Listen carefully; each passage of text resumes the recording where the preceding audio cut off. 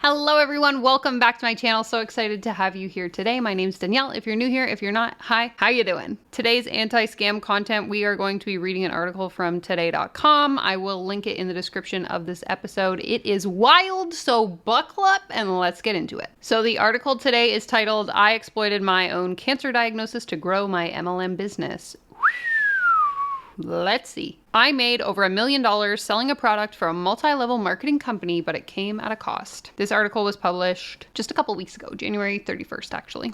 Lynn Paulson is the author of the upcoming book, Hey Hun, Sales, Sisterhood, Supremacy, and the Other Lies Behind Multi-Level Marketing, a memoir about her time selling skincare products for Rejuvenat, not the company's real name. She writes about how she was a top seller who earned over $1 million with lavish vacations and a new car, but also ended up with an addiction, ruined friendships, and more. This is a personal essay she wrote for Today about a moment during that time that she wishes she could take back. So I'll actually also look up the pre-sale for that book and see if it's available, or maybe her website or something, and I'll link it all in the description of this episode. We're on YouTube. I always do that. I'll put it in the description of this video. Nearly 2 years into my Boss Babe journey, I was on top of the world. I had joined a multi-level marketing company as an escape from the mundane day-to-day as a stay-at-home mom, attracted to the promises of earning a paycheck in my spare time and dreams of all expenses paid trips and gifts. I was selling skincare products from the comfort of my home. I was actually having this conversation through text with a friend of mine who's on mat leave right now, who was approached by someone to join their MLM. And we were having this conversation about how stay-at-home moms, women on mat leave, and military spouses often are the primary target for these MLM Huns to approach because they are in this position where they are home. They maybe want to make a little bit of extra cash. And so these people in these businesses often approach them as a means of getting them to join their team on the promise that they're going to be able to, get all these free things and vacations and et cetera, build their own business. Which, by the way, if you're not familiar with MLMs, being a part of an MLM is not owning your own business. Despite what the Huns try to tell you, you are an independent contractor, which means that you are essentially a sales rep for the company. You are not a business owner. You don't get to choose the products. You don't get to choose the prices. You don't get to choose the business structure.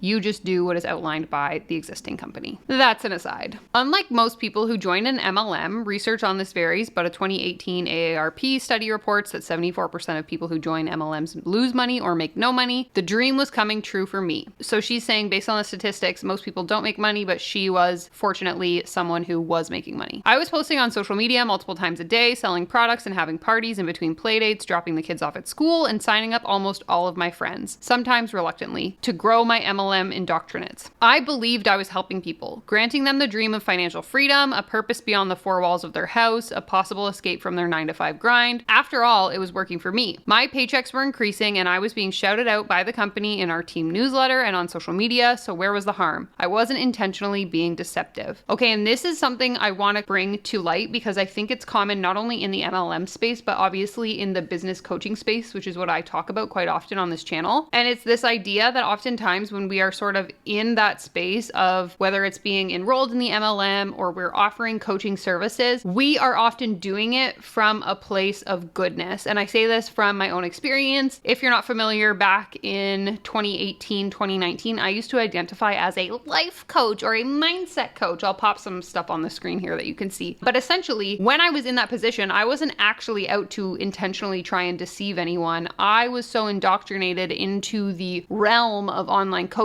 that I genuinely thought that I was doing something good to benefit other people's lives. And I truly believe that just me as an individual, I was never someone who took advantage of anyone just because the whole idea of like coaches coaching coaches has never sat well with me, and I genuinely worked with people that wanted life coaching. But besides the fact, the point is more that when you are in that situation, so whether you are enrolled in the MLM or you are offering the coaching services, you don't realize the harm in what it is that you're doing, especially if you're seeing the positive benefits, you're making money, you're getting paid. You think that you are genuinely helping other people to join the business and to make money as well. So then she goes on to say, that is until I was diagnosed with cervical cancer in late 2015. It's about to get spicy in here. My MLM team, the woman who recruited me plus the women beneath me who I recruited, became a second family to me. So of course I shared my sad news with them, which prompted a boatload of empathy and genuine concern, as well as some advice. One of my upline business partners, aka someone in the upline of the pyramid structure who made money off my sales, just as I made money off the sales of the people I brought on, encouraged me to use this diagnosis to my advantage. I couldn't understand how anything about this painful experience could be beneficial. That is until she reminded me that many women in our MLM had monetized pity for their circumstances. The woman whose husband had passed away, another whose son had a life-threatening illness, another whose house was flattened in a hurricane. I saw firsthand how these women gained sympathy, which inevitably led to sales. My intuition told me that it was less than ethical, but that initial feeling was drowned out by hope. Hope that this situation could lead to something positive. Let's talk about it. Very common in the MLM space, and often in sales in general, is to find people's pain points or your own pain points and share those as a means of gaining sympathy, just like she said, in order to get a sale. So I'm sure she's going to elaborate on what exactly this looks like in practice. So rather than me give you some random example, let's just see what she has to say. I encourage my team to host events in the name of cancer research. If they did, I said I would gift them something plus donate a portion of sales to charity. Not only was this flat out bribery, it was coercive because I was their upline. I was in a position of power and they didn't want to let me down. Plus, how dare they say no to a woman with cancer who is seemingly trying to do a good thing? That pressure extended to the customers as well. What kind of person wouldn't buy a $50 eye cream knowing that a few of the dollars from that sale would amplify something good? All the while, it was a duplicitous way for me to increase sales and my customer base. As a complete aside to this, I remember during the pandemic, I was watching content about MLMs who were putting together little sample packages and sending them to nurses that were working in the hospitals at that time. And they would include business cards in there being like, oh, if you like these samples, call us. But they framed it as a donate to these care packages that we're putting together for frontline workers, but then they were really just using it to try and recruit people into their MLM. Big yikes. I got through my surgery and treatment and the charitable events, which did boost my sales and rankings and raised a few $100s for local hospitals. I felt fine about my behavior for a while. However, as time went on, my intuition began to come back online and I felt growing guilt about the tactics being coached and duplicated by me. Cold messaging people, bugging people who already said no, inventory loading, and other discouraged activities, and yes, exploiting my cancer story. Okay, so I obviously recognize that I'm not an anti-MLM channel. Therefore, I haven't really covered a lot of the specifics about MLMs. I understand a lot of this because I have been consuming anti-MLM content for well over 4 years now. But just to catch many of you up to speed, common tactics in the MLM space when people are trying to grow their MLM business is to cold message people on Instagram. You know, maybe that girl from high school that you haven't talked to in 10 years that reached out to you and asked if you wanted to join her business opportunity. That's an example of a cold message. Also, bugging people who have already said no to you. So I actually have shared this story before about when I worked at my old job. I had a girl that I worked with try to recruit me into her MLM.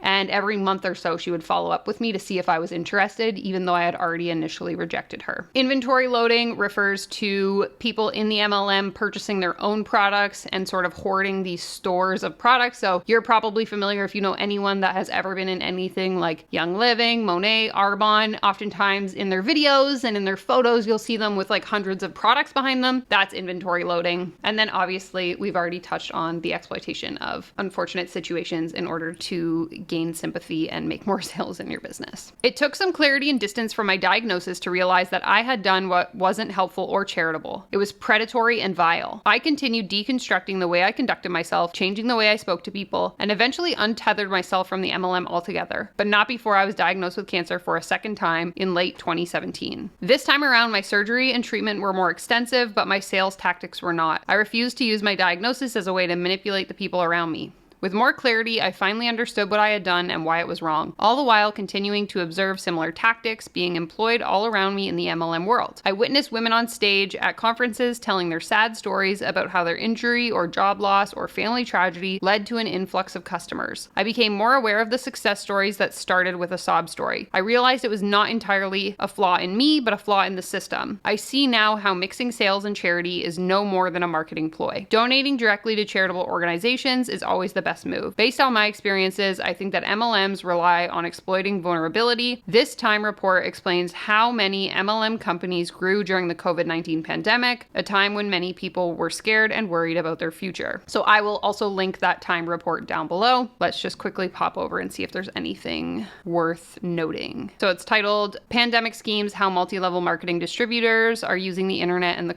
Virus to Grow Their Business. And then it's just recounting the story of a woman who joined Beachbody during the pandemic and different companies like doTERRA, how they were using their essential oils to cure the virus and that kind of thing. Definitely worth a read, but the statistics show, I've read other reports, that most MLMs grew during the pandemic, which is actually quite funny now because a lot of them, obviously people are back to normal life. They're dropping out of the MLMs. They're realizing it's not the right business opportunity for them. And so it's been interesting to kind of see the transition as these MLMs kind of start to crumble, for lack of a better term. Though it took me much more time than I'd like, and I stayed much longer than I should, I eventually realized that no amount of money was worth being involved in something that allowed me to act in such a predatory manner. Sending in my termination form was almost as freeing as hearing cancer-free at my 5-year checkup this year. Almost. So again, kudos to that person for being able to break free from the MLM. I think that what happens a lot of the times when we're stuck in these situations, whether it is, you know, the coaching pyramid scheme or an MLM company, when we're surrounded by other people who are also doing what we're doing and encouraging us to act in a certain way, it's really hard to have that sort of third-party perspective